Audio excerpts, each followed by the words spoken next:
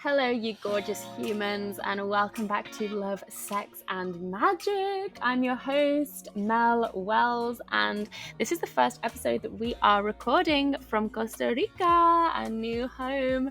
So excited to share this episode with you. We have the most incredible guest, someone who is a friend of mine and someone that has inspired me for so long. Her name is Alexi Panos. She is a mama of 3. She is a humanitarian. She is a coach, a leader. She has inspired so many thousands and thousands of people all over the world with her messages and her work. And she is now stepping into this new activist role. And I'm so excited to share this conversation. We really talked about what 2020 is demanding from us all as people, as leaders, as all of us have influence in this, in any kind of space. Even if you have 1 or 2 people that follow you, you are being called to show up as a leader for them this year. We talked about practicing what you preach. We talked about being the embodiment of what you say online. And we talked about really getting clear on your priorities in life and like really what you're valuing. This is such a juicy episode full of so much wisdom. I know you're going to listen to this and just feel on fire. So let's do it. Alexi, thank you so much for joining me. Of course. I'm so happy to be here. So, where do I begin? So there are so many things that I want to chat with you about today. You are such an inspiration in so many ways. There are so many things that you juggle in your life, and I want to talk to you about that first because you're a mum of 3, and all 3 of your babies are under 3. Yeah. Which I know, like that alone is like, how on earth? On top of that, you are this incredible leader, entrepreneur, humanitarian, activist, founder of the Bridge Method. You've coached and mentored so many people for so many years on so many different topics. So like my first question to you is like, firstly, like, talk to us about how you have learned to manage your energy and all these different roles that you are being for all these different people. That's such a great question. Sometimes I don't know the answer to that. Sometimes I'm like, how am I doing all of this? Like, that is real talk right there. Sometimes I find myself in overwhelm. And in those moments, I ask myself, what matters most to you right now?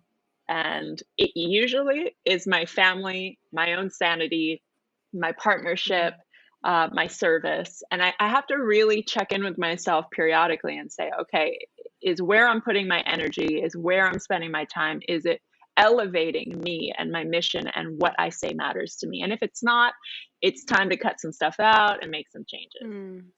Can you give an example of that? Like where you might have in the past, like looked at where you were spending your time and go, actually, this is not the most important thing to me. Why am I prioritizing this right now? Yeah, well, one of the biggest ones, and it's one of the ones that at first caused me the most anxiety, but now I'm just like, I feel like a free woman, is text messages and emails. And this also goes for like messaging on social media apps.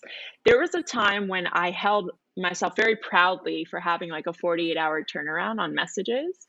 And at one point, this was even before I had kids, at one point I was like, I am driving myself crazy trying to respond to everybody. And it isn't even responding, I'm reacting to them. And I slowly started cutting out and putting boundaries on my email, on text messages. And now I'm notorious in my friend circle for never answering my phone, never returning text message back, maybe responding on email once in a while. And people are just like, if you want to get in touch with her, reach out to Preston. And it's become a joke, but I am so like, I love my space from technology and communications. And I'd so rather spend an hour with you in person, like dropping in and having a conversation versus like spending 10 days texting back and forth in this like open loop. It's just not how I roll. So that's one thing.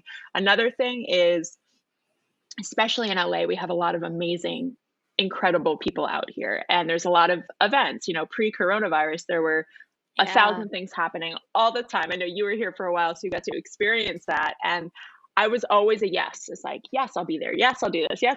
And then it's like, no, I will not. No, I will not. And FOMO would come in and it's like, oh, but this is going to be a really great thing. And there's going to be so many people that I haven't seen in so long. And it's like, yes, but sleeping an extra hour means more to me. Yes, but putting my kids to bed is more important. So it's really checking in on the things that society often celebrates and validates and tells us to go for more of. But for me personally, I have to be able to look myself in the mirror and celebrate myself and saying, you are living true to what you say really matters in your life. Mm. Oh my God, yes. When you said the text messages thing, I literally felt like this huge, felt my shoulders go down, and I was like, oh, thank you for giving me permission, because I have this guilt. I have a lot of friends that love to voice note, and Yes, I get a voice note and I'm like, I love voice noting when I've got the space to do it. But if I get a sure. voice note and then I open it and I don't have the time to listen to it, then I will forget about it. And then I have this 100%. guilt of like, shit, like this person sent me this amazing voice note, like a 5 minute long voice note, like 3 days ago, and I haven't even listened to it. What? She's going to think I'm a terrible friend, and all this guilt. And God, you're totally right. It's just being able to have that boundary of just like, sometimes that's not the priority in the moment, and I can't stop Yeah. everything to have a voice note conversation. As much as I love this person, right now Yeah. there's something else that's more important. So I love that lesson on boundaries. That's it. And Yeah. it's not personal. And if you set up the people in your life for success and you let them know, like, hey, just to let you know, I'm terrible on text. I love you if I don't respond. And it's really Mm. important. Text me again 3 days later. Like, Mm. or reach out Yeah. to Preston or, try something else. Send smoke signals. 'Cause, Yeah. you know, Yeah, for sure.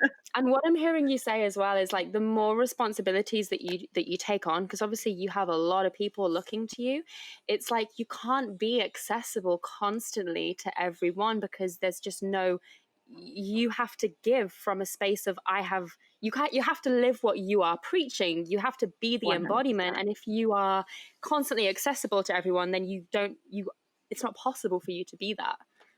Yeah, I actually read a book by Howard Schultz. He's the used to be the CEO of Starbucks, and he said something in there that started this whole thing for me. He said, people are always asking, "Hey, can I pick your brain? Hey, can we meet for coffee?" And he said, "I literally have Fridays. I think it was Fridays at 1 p.m. for an hour open every single week for those types of meetings." He said, "I'm booked out 3 years in advance.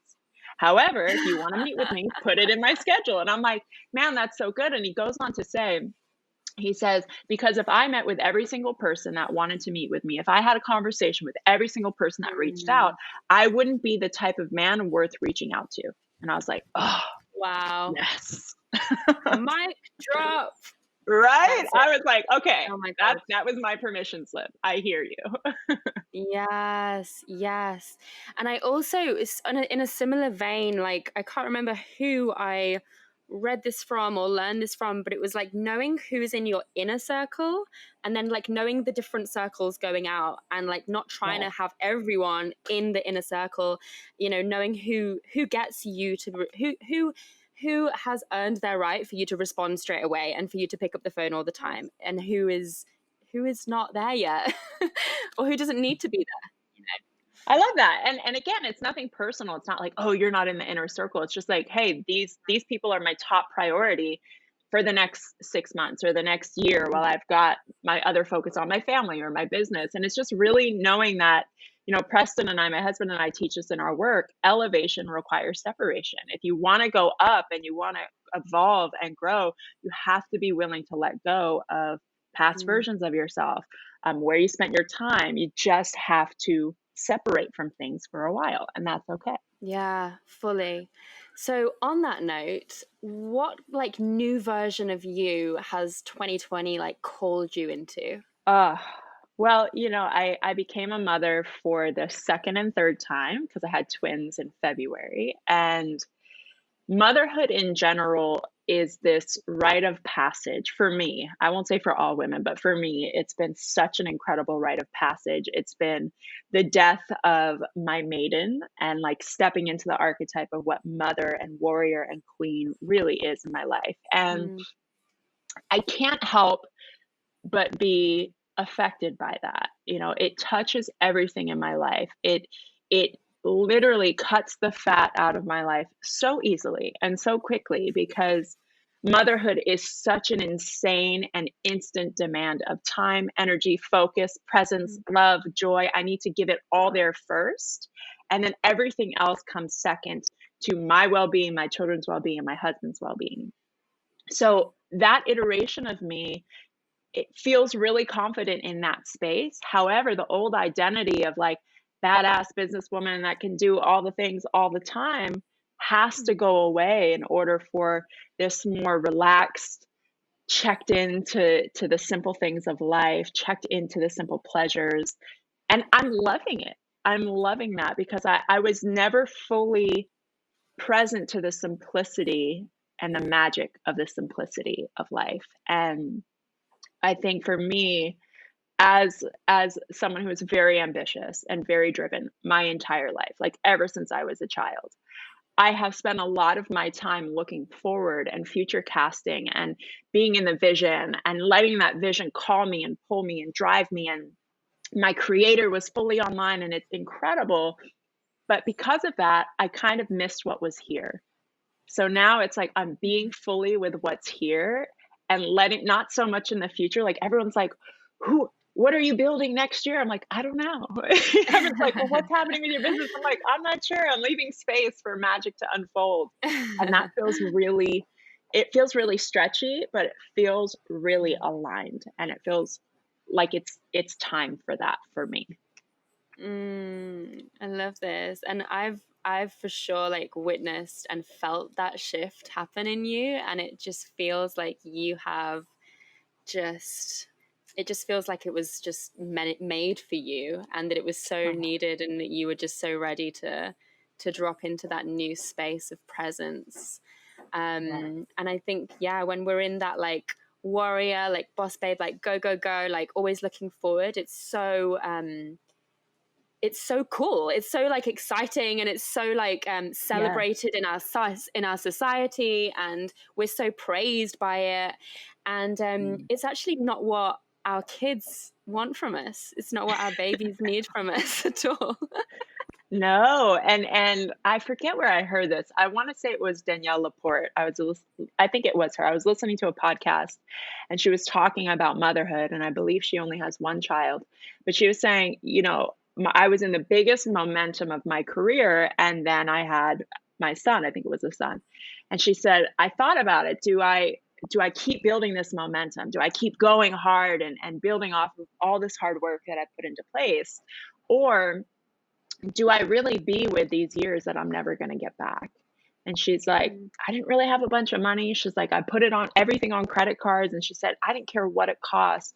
There's nothing worth the exchange of being there to see my baby grow up. And I was like, man, that hit me so hard. I listened to that like a week before I delivered my first child, Kingston. And I was like, I get to be there for my kids, because both my parents, my whole family, entrepreneurs, workaholics, like, and they're amazing. Their work ethic is incredible, and it inspires and informs a lot of my life. However, I didn't get to grow up with my parents around that much. I grew up with my grandmother who watched me and was always over at the house, and my auntie who was always there. So I want my kids to know me and experience me. Yeah.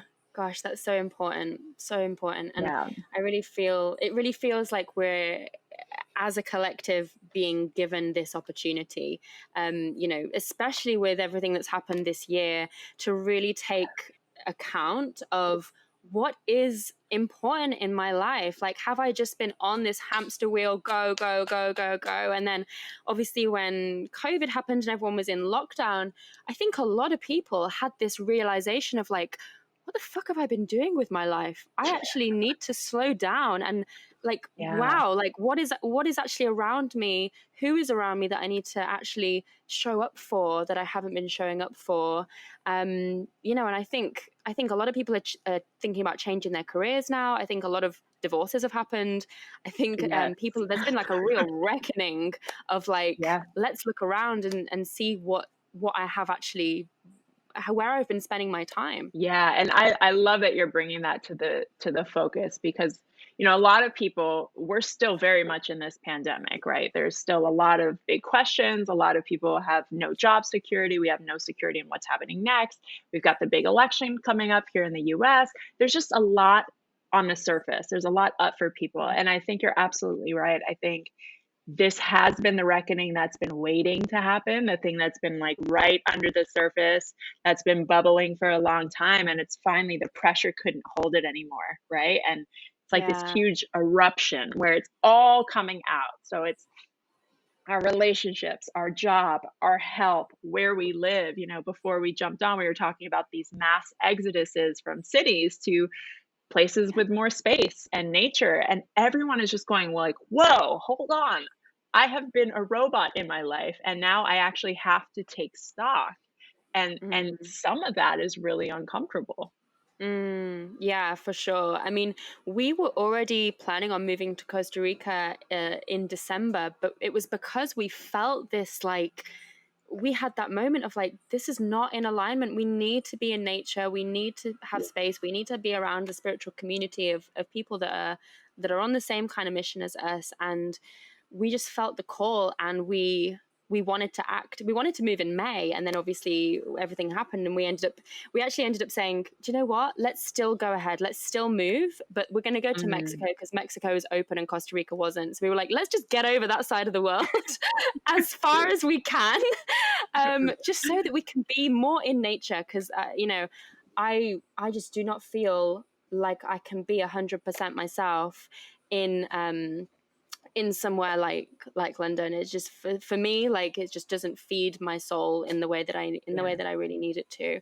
And so yeah, like, we just got to Costa Rica and already we feel so great. And I'm getting so many messages from people like, I want to move, I need to get out of the city, like, I've realized Yes. that I can't live like this anymore. It's not natural. I think that's what people are realizing. It's not natural for us to like not ever have sunlight on our faces every day and just be in Right. artificial light, in boxes, in a car, in an office, and back in a car and back at Right. home. Like, in London, I'm not, not to diss London. London is great as a city, but for sure, there's a lot of people on this hamster wheel in all Yeah. over the world, and they're not even getting any connection with nature or any sense of pleasure or play in their life because they're on this constant hamster wheel. Yeah, and I think what's important to really note here is, you know, for your listeners, find what's important for you. Like for you, it's nature. You're like, my soul is craving nature. I need to be in a natural environment. For other people, it's community, and I know that was big for you too. Yeah. It's like find out what is a non-negotiable for you. And I think again, this is the great opportunity for us to check in and go, you know what?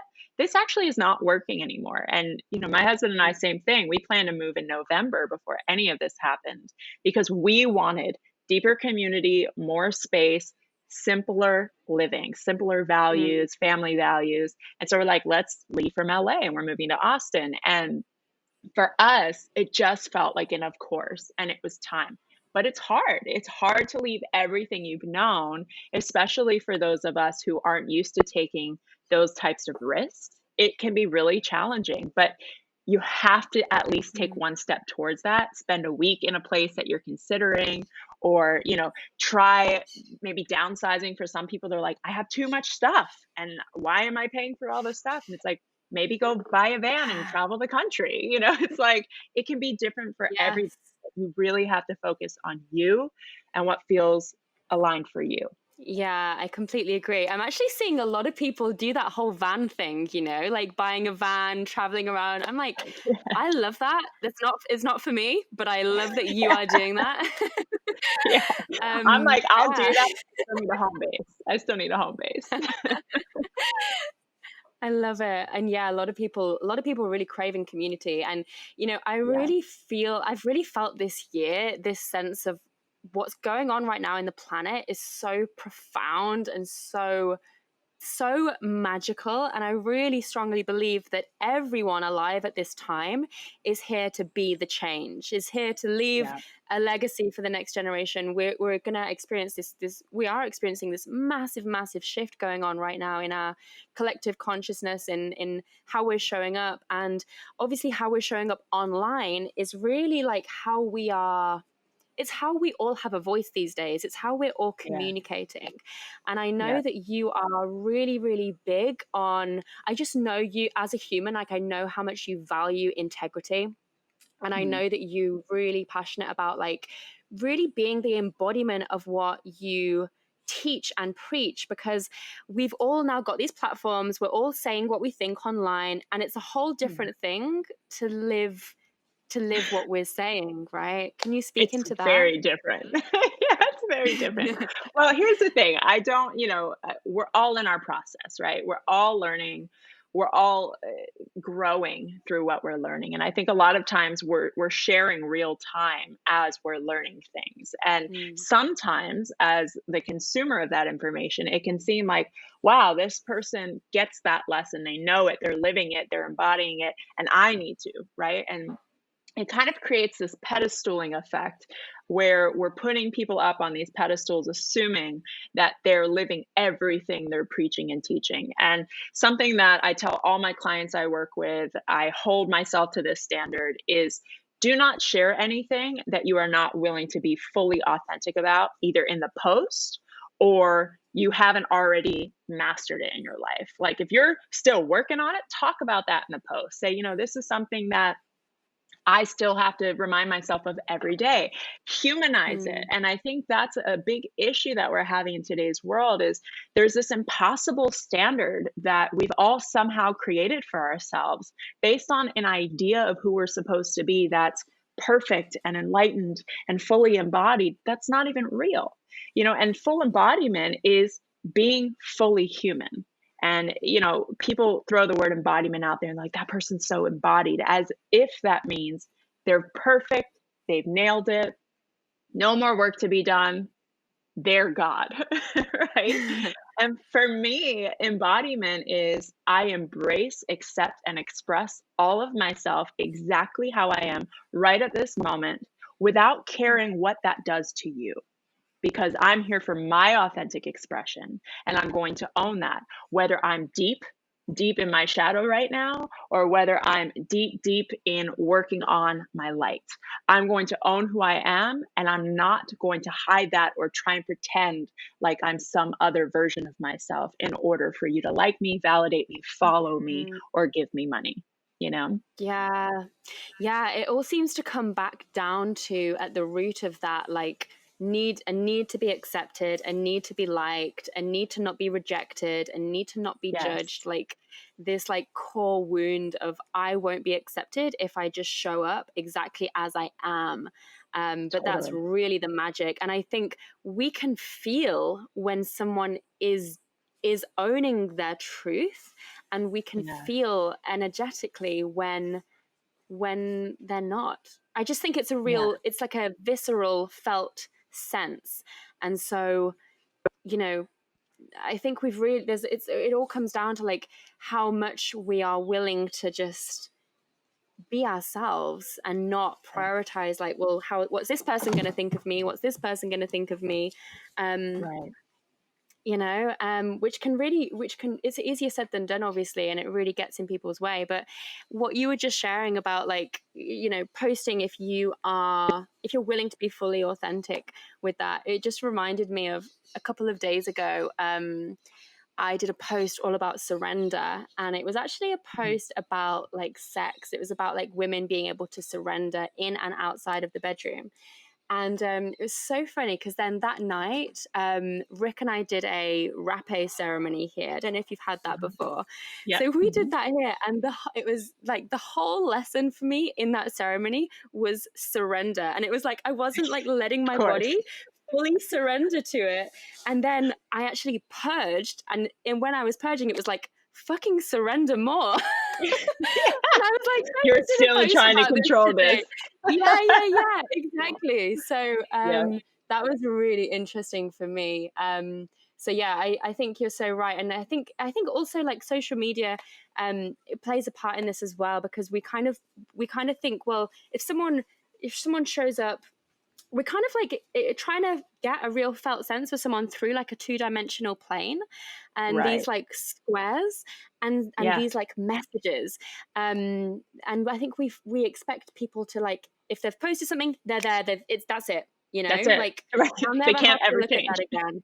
Yeah, and it's like oftentimes we're going through these cycles, and especially if, you know, we might post about self mastery and productivity, let's say, one day, and then like a couple of weeks later we have a crisis in our life, and all of that shit goes out the window, and we're like having to 100%. relearn all over again. Totally. And that's what I mean by embodiment, is embracing the ultimate human, like humanity, human journey of the whole thing, because life is going to keep lifing, and sometimes that means we're on it and we're like fully living everything that we've been learning and practicing and preaching, and sometimes life is hitting us over the head with a 2x4 going, really, you think you got that, you think you got that lesson, try this one on, and you're like, I thought I had it, you know, and life tests Yes. us. And I think the disconnection from that journey in and of itself is the problem, is that people expect that not to happen. And you can't miss that. You can't miss life. You're never gonna miss life. Mm. They've disassociated and disconnected from that idea in and of itself, that somehow life is supposed to always be working for me. It's always supposed to be good. I'm always supposed to be in my mastery. I'm always supposed to be on and perfect and knowing all the things.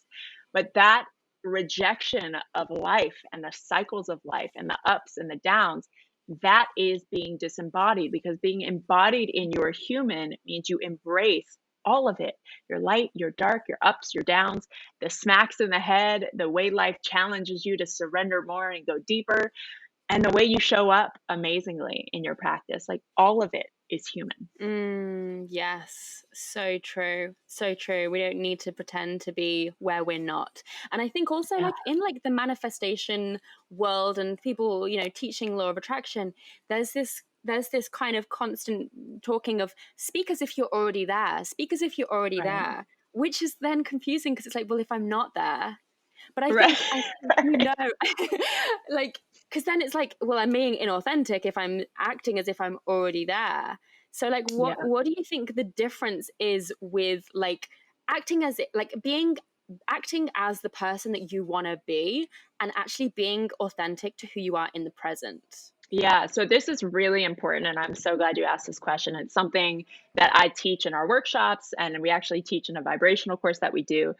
So law of attraction says, okay, you got to stay in the affirmative, because what you speak about, you bring about, and what you Mhm. focus on expands, and all the things, right? However, most people are doing that with their head, right? They're like, okay, I'm doing affirmations, I'm staying positive, I'm kind of spiritually and positively bypassing any of the shit that's happening in my life, right? It's not there, it's not there, it's not there, because I don't want to attract more of it. However, our bodies somatically is our biggest attractor. Like, this is just my head. Just look at that space. I've got about, you know, at least 5.5 feet of body that is Yeah. attracting. And what's happening in my body is what's happening in the present.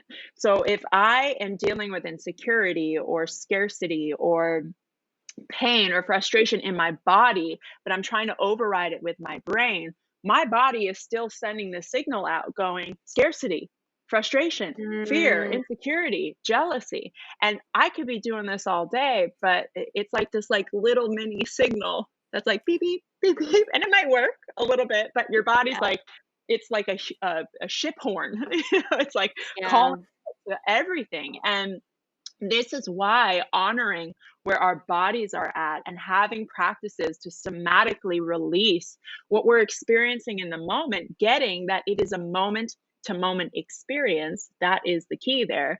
Knowing that one moment I could be filled with rage, and the next moment be filled with joy or passion or Mm, laughter or goosebumps where I feel fully inspired. And it's a moment to moment thing. So I have to allow my body to experience the moment fully so that I fully release it and my container, my vessel, my magnet is clear to attract what my brain is giving it the signal to attract. Yes. You know, the clients that I'm working with recently, we're working on like sex and sexuality. And, you know, a lot of this stems from being disconnected from the body and just living in the head.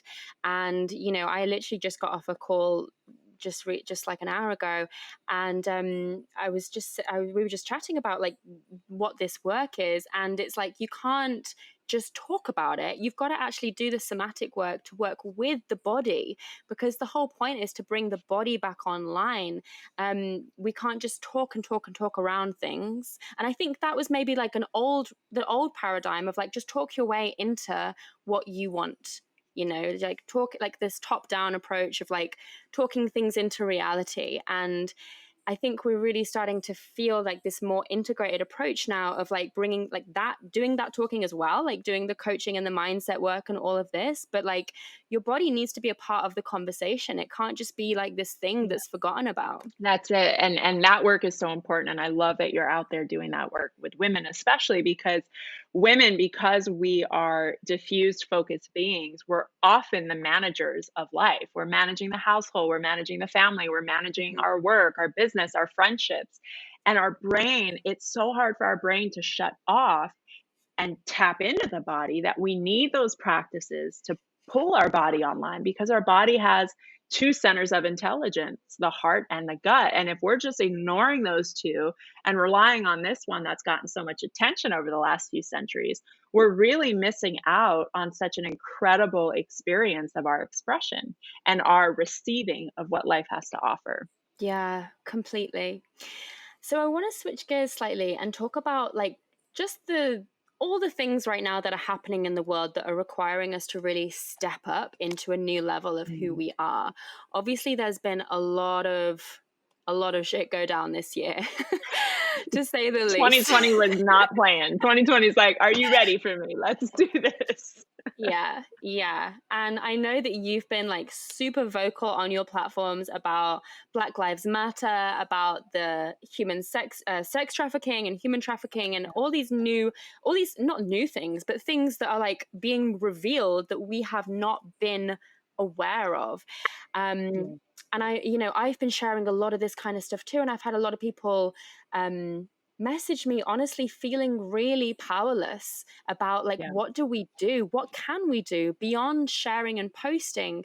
And then even the sharing and posting, a lot of times now is being censored, is being Yeah. being put as misinformation, which is just really scary. And I think a lot of people are feeling super like they're having their power taken away from them, and like there's nothing that they can do. Can you speak into that? Because I know that you're super passionate about speaking up for these issues and also being the change beyond what we're posting. Yeah, that's such a huge thing. I think, first of all, I want to share that not every issue needs to be your issue. I think a lot of people feel pressure like, oh, wait, now I need to care about this, and now I need to care about this. And the truth Yeah. is, there's a million things happening in the world on any given day, right? Whether it's clean water, whether it's sex trafficking, whether it's organ harvesting, whether it's war, whether it's refugees. I mean, you name it, it's happening at some place on the planet. So the important thing is to really figure out what you connect to in your heart and what moves you. Like what compels you, what angers you, what frustrates you, what makes you go, I can't believe this is happening in today's world. When you feel that, that's your connection point. And I think there's a lot of people that felt a lot of pressure to care about all the things this year. And they couldn't maintain the momentum of it because they weren't truly tied to it as a human rights or an environmental rights, or like, I have to be the champion, right? So find your thing. That's step number one. You may have multiple things, it may be one thing, but start with one thing if you're new to this space. That's point number one. Point number two, educate yourself. This is the one that I think has frustrated me the most, because we have created this culture of reposting and like headline reading, but not reading the article. It's like, oh, this is Yeah. happening. It's like, but did you actually watch the video? For instance, people were sharing this thing about TED Talks, supporting pedophilia.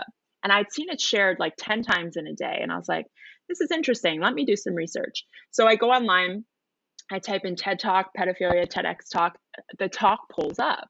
And I see that I watched the talk. I spent 18 minutes. I watched the talk, and it was actually a really informative talk talking about how if we look at pedophilia in a way that it is a mental illness, then we can bring it out of the shadows and actually help treat people and stop them from doing this out in the world.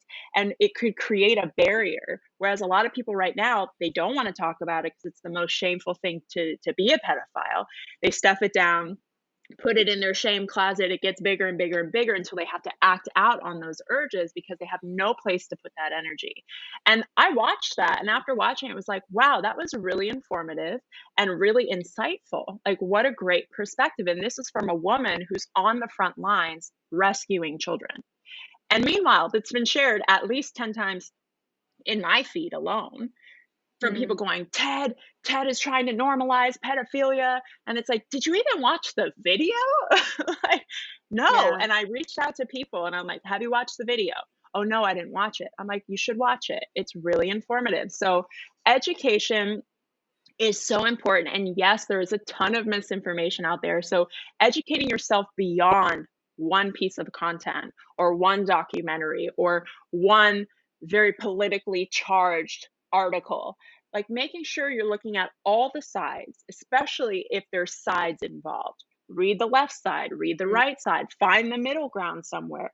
Do your due diligence before sharing on your platform. Otherwise, it's not really an informed and empowered share. And that, in my opinion, I believe we're all leaders in our own right. If you have a platform of 10 people, that's 10 people who are being influenced by you. It's our responsibility to make sure we're actually fully aligned with what we're sharing. Period. Yeah. Period. So education, critical thinking, and discernment before we share. And then step 3, the most important step, is action offline. Because like getting on your social media soapbox is awesome. And like I will always encourage that because I do it and it's amazing. It's a great way to reach people. And get out somehow in the real world and use your voice, use your talent, use your money, use your connections, use whatever you can to champion this cause. So for me, like I have found multiple organizations that I'm like bow down to in the sex trafficking arena, and they work specifically with children. And the work they're doing is so courageous and it's so hard. I can't imagine how they do this work. I'm putting money behind them. I'm connecting them with people I know who have billions of dollars. I'm, going to rallies. I'm making merchandise. I'm asking them if they need production. I'm like, whatever you guys need, how can I help? And Yes. that's important because I think a lot of people are like, well, what do I do? It's like, well, you've got a voice, you've got time, you've got talent, you've got connections, you know people. And it's not that you have to reinvent the wheel and start your own nonprofit, but find the people who are doing it well, and you can really get behind and champion. Yes. And I love what I'm hearing you say as well, is it's like people need to start really thinking for themselves a bit more, and not just like following the crowd and what they've just been given as information and just trusting it as gospel straight away. And I think, people probably listening to you speak and think that you're just speaking about these alternative media sources and a narrative, and it's all of the narrative. Like question everything, because it would be so naive for us to think that what's going on right now in the world, there isn't multiple agendas happening at all times, where 100%. there is this whole system has been built on power structures and money. And so we've got to look at like, well, what do they gain from me doing this thing or following this rule, or like who's actually benefiting from this? So yeah, I think you're totally right. Just critical thinking in every single element, and just really deciding like what's true for me and what's really like what do I feel is like really right and true for me? That's it. And that's the thing, people come on my page and sometimes they're confused, like, wait, I thought you were like into this alternative stuff. Wait, I thought you were the mainstream, da da da. And it's like, I think about all of it. I question all of it and I Yeah. find my own truth somewhere in the middle, but I do my due diligence. And that's the thing that it's been really scary, to be honest. I've seen a lot of my colleagues in this industry just blatantly sharing things, and I reach out. I'm like, "Hey, have you watched this thing? Have you seen this other thing?" And it's like, "Oh no, I haven't." It's like, "Yo, you have a big following. Like, come on. This is our Mm, duty. We have I don't care where you stand on any side. Like, I believe we all are entitled to our own opinion, our own beliefs. We can vote for whoever we want. We can follow whoever we want. However, make sure you're actually truly informed and not just taking the rhetoric that somebody is feeding you, whether it's the yeah. alternative or the mainstream. Because here's the thing, there is an agenda behind all of it. All of it. Mm, yeah.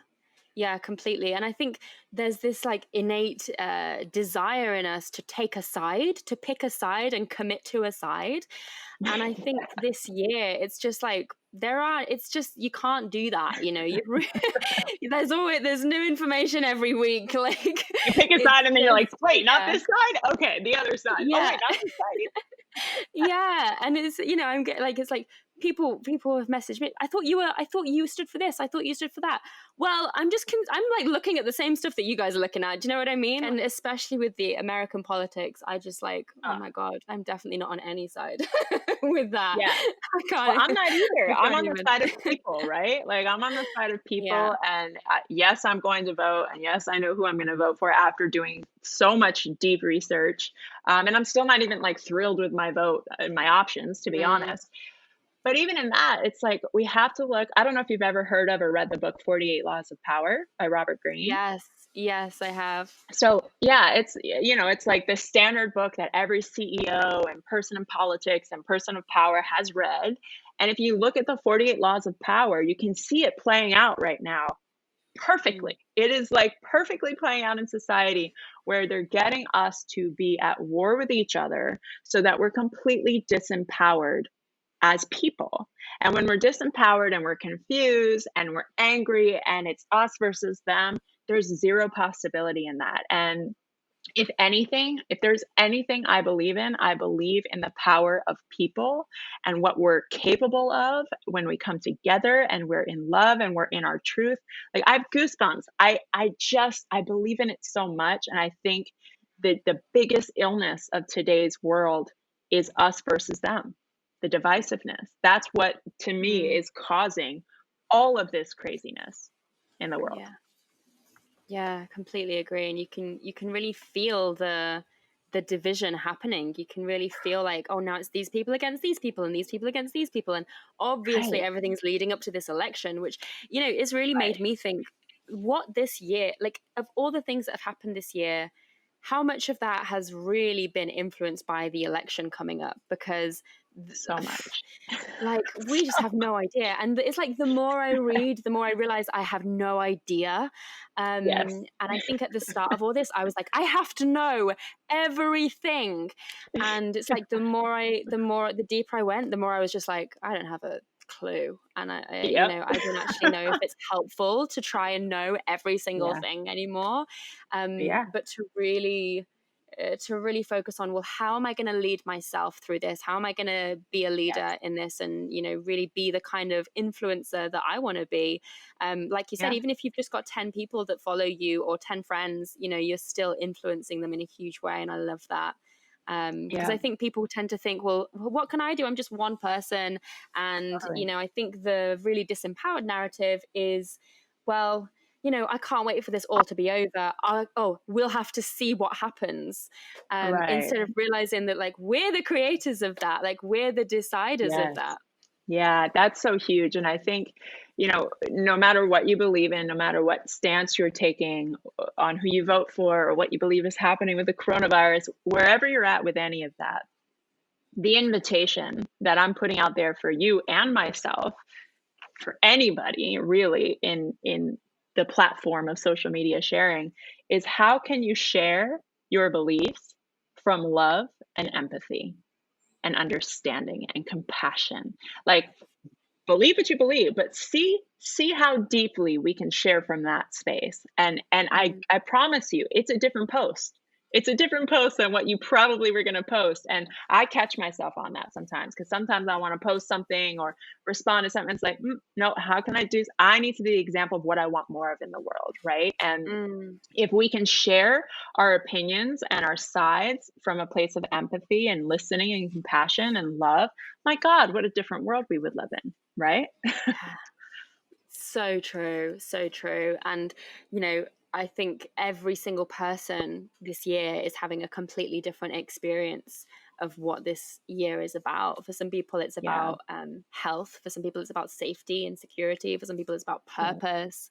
For some people, it's about relationships. And so, yeah, you're so right. Like, just having that compassion in our heart every time we share or speak to people, because everyone is so charged up by this year, and we've got to really have the awareness of that before we get into these, you know, I really try not to get into like debates and heavy kind of things like that online, because it just is not good for my mental health. yeah. But even just simple exchanges, you know, in the DMs, we've got to be really aware of ourselves and stay in our heart at all times. Totally. And that's the thing is, a lot of people are like, oh, so and so posted X, Y, and Z on your thing, and are you going to respond? It's like, no, because what I shared isn't up for debate. Like, it's what I Hmm. believe, and I'm not here to debate that. Like, I'm open to hearing your point of view if it's from love and it's a genuine invitation. But if it's hate and you're trying to say that you're explicitly right and I'm explicitly wrong because of what you're right about, I'm not available for that, and I Yeah. think that's something, again, going back to how we started this conversation, mitigating our energy and where we spend our time and what we give our focus to, because I've got 3 kids that, 2 years old and 6 months old.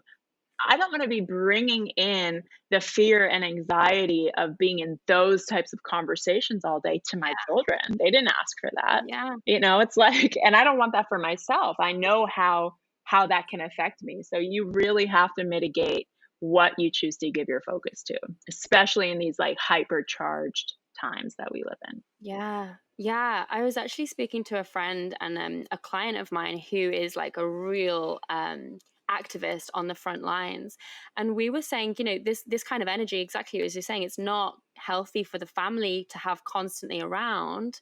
Yeah. Um, and we don't know how long we're going to be like this for. We don't know if this is going to Yeah. last the next 4 years. Like, we really don't know. So we've got to like learn to like take care of our own energy and pace Yes. ourselves through this, because we don't know. Like, you know, we thought it was a couple month thing. Now it's been the whole year. It will be the whole Yeah. year.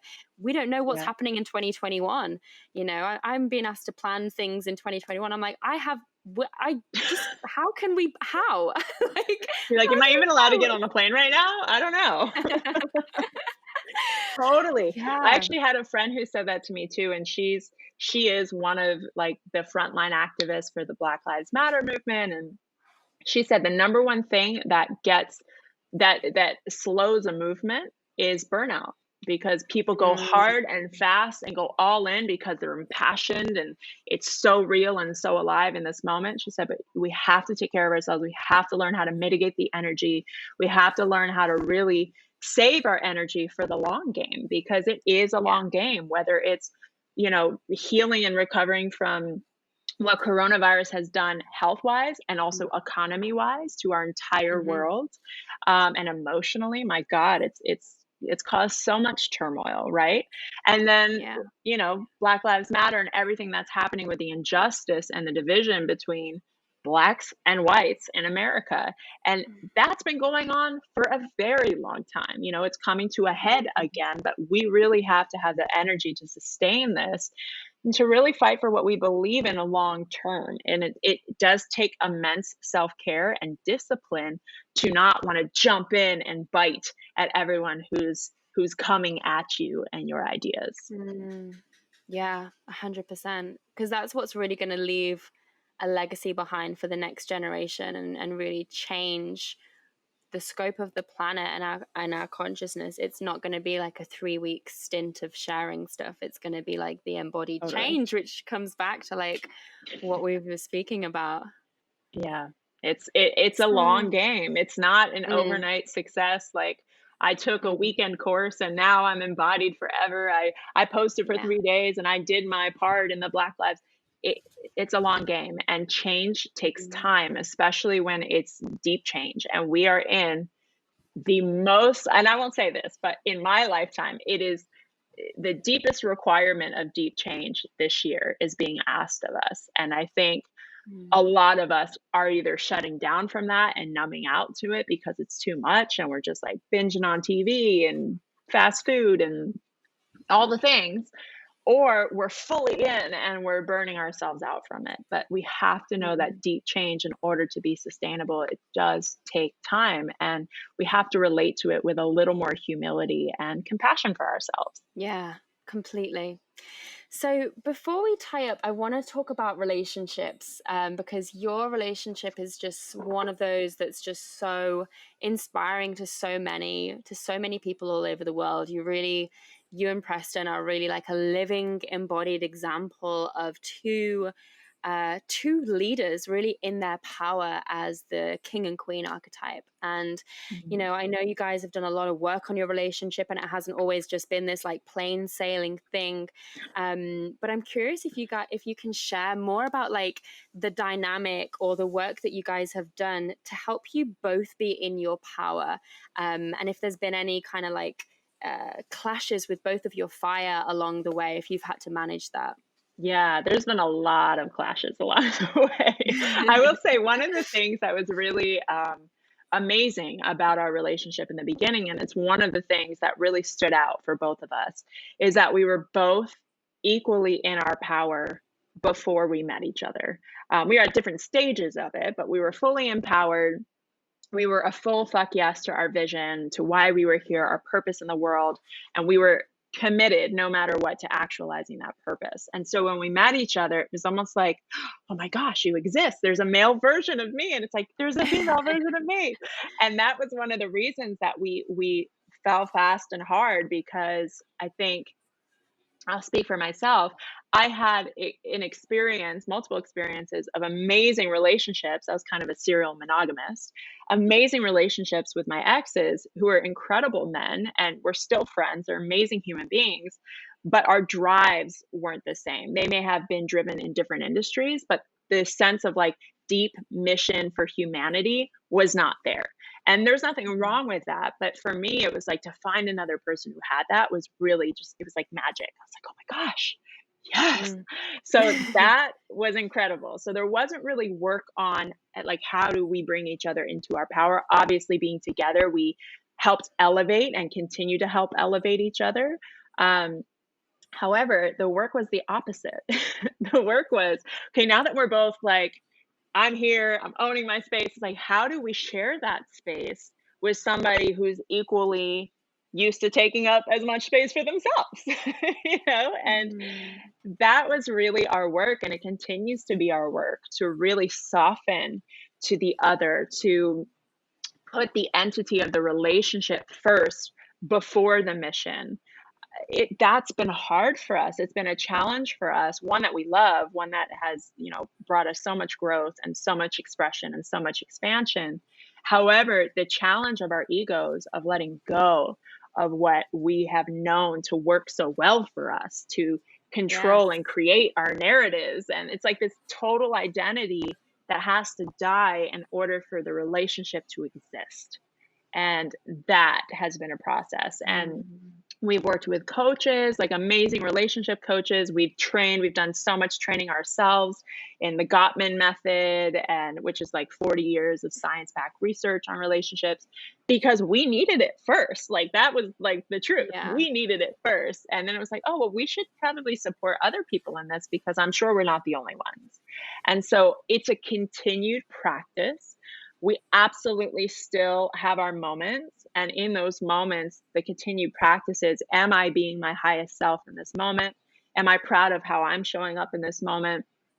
Am I calling myself forward in the ways that I know I need to grow and the things I need to let go of. And if I'm not, what do I need to do that? And it's normally like my ego's like, do nothing, wait for him to do everything. I'm like, girl, get your ass back in that room and say what you know that you need to say. I love this. How long have you guys been married and together for? So we've been married for 4.5 years and together for 7. Beautiful. Yeah. 7 Yeah. magical years. Yeah. Wow. 3 kids Okay. later. My goodness. Yes. So, almost forgot. I have to ask you 3 questions that I ask every guest. What is one thing that you are loving right now, Alexi? I am loving the simple pleasures of life. So, like the sand in my toes, the sun on my face, water splashing up on my legs. Like, I'm really taking in these subtle moments of life. And truthfully, through the teacher of my son, Kingston, who is, and my infants too, but Kingston is out in the world. And I just see how present and magical all this stuff is. And I'm like, oh yeah, this is really cool. Look at this. Wow, this flower is like an alien. And just that has brought me so much joy. And it's been incredible to just reframe how awesome life is, even though things are crazy right now. I love that. And what is something that really turns you on? What turns me on is curiosity. Like I think that there's so much about life that we don't know. There's so much about ourselves, about each other. And when someone's really curious about it and you can feel that they're itching to know more and they just have to dive deeper, like that is such a turn on for me. And even for myself, when I'm curious and I'm like in it, I'm like, oh, I feel so alive. I just feel fully turned on. My light is on. I'm alive. Like you cannot stop me because it's like this voracious energy that taps into the possibility in my body that goes, yeah, that's possible. Keep going. There's more. I love it. Love that answer. And when was the last time you experienced magic? Yesterday. Oh my gosh. So I picked my son up, Kingston, from school, and we go to the beach because we wanted to surprise him. We're like, let's go to the beach. He loves the beach. And he literally giggled the whole way because of the sand in his toes. And that's like literally one of those moments. And it was just, his face was just like, just like lit up. And he's like, oh, like just enthralled with life. And I'm like, this is everything. And then literally seeing my babies, they're like magic. I'm like, how are you even possible? I'm like, I made you. You were in my belly. You're here. You're 2 totally different people. And here you are. That is like actually taking a minute to sit with that. 2 humans in your body at once. And here's the craziest thing.